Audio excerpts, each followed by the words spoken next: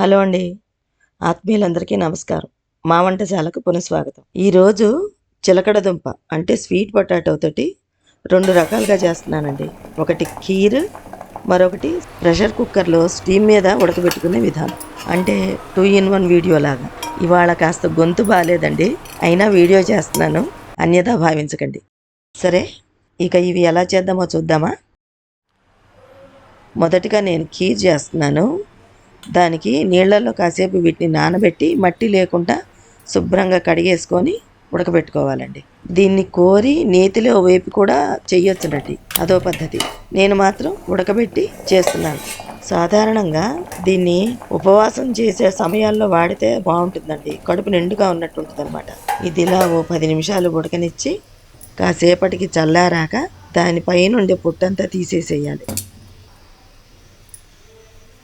ఇదివరకు చిలకడ దుంప విరివిగా దొరికేది కాదండి, కానీ ఇప్పుడు విరివిగా దొరుకుతుంది.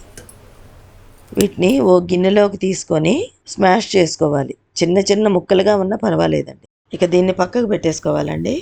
మెత్తగా అయిపోయింది కదా. తర్వాత ఒక 1/2 లీటర్ పాలు తీసుకొని పొయ్యి మీద పెట్టి, చిక్కటి పాలు తీసుకొని పొయ్యి మీద పెట్టి కాయాలి. ఇందులో స్మాష్ చేసి పెట్టుకున్న చిలకడ దుంపని వేసేయాలి. దాంట్లో మీ రుచికి సరిపడగా పంచదార వేసి బాగా మరగనివ్వాలి. ఇప్పుడు ఇది ఒక 15-20 నిమిషాలు ఉడికిన తర్వాత ఇలా చిక్కపడుద్దండి. దీంట్లోకి కాసిన డ్రై ఫ్రూట్స్ కూడా వేసుకోవచ్చు. నేను మాత్రం బాదం పలుకులు వేశానండి. కాస్త నెయ్యి కూడా వేయాలి, టేస్టీగా ఉంటుంది. ఇదిగోండి, స్వీట్ పొటాటో తోటి తయారు చేసిన ఖీర్ రెడీ. ఇక రెండవది ప్రెషర్ కుక్కర్లో స్టీమ్ మీద ఉడకబెట్టే పద్ధతి. దీనికి ప్రెషర్ కుక్కర్ తీసుకొని 1 స్పూన్ నూనె వేయాలండి. ఆ నూనెని ప్రెషర్ కుక్కర్కి అడుగున చుట్టూ అప్లై చేసేయాలి, ఎందుకంటే దుంప పెట్టినా కానీ మాడకుండా ఉంటుందన్నమాట. ఇలాగ దుంప తీసుకొని దానికి కాస్త నూనె రాసి దుంపకి, అలాగే కాస్త పంచదార వేయాలండి. వేస్తూ దానికి దుంపకు మొత్తం అప్లై చేయాలి. తర్వాత వాటిల్లో అన్ని దుంపలు ఇలాగే చేసేయాలి. అసలు ఈ పంచదార వేయటం ఎందుకంటే దానివల్ల కాస్త తేమ ఊరుద్ది, అంటే తడి ఊరుద్ది అనమాట. వీటిని బొగ్గుల మీద కూడా కాల్చుకోవచ్చండి.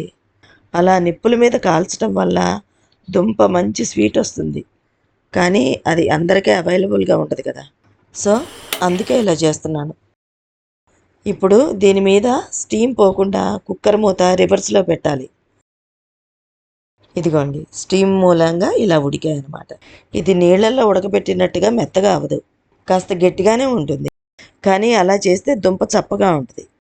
ఇదండి స్టీమ్ మీద ఉడకబెట్టిన చిలకడ దుంప మరియు స్వీట్ పొటాటో ఖీర్. ఇదండి ఈరోజు వీడియో. మరో రోజు మరో మంచి వీడియోతో మీ ముందుంటాను. సెలవు మరి.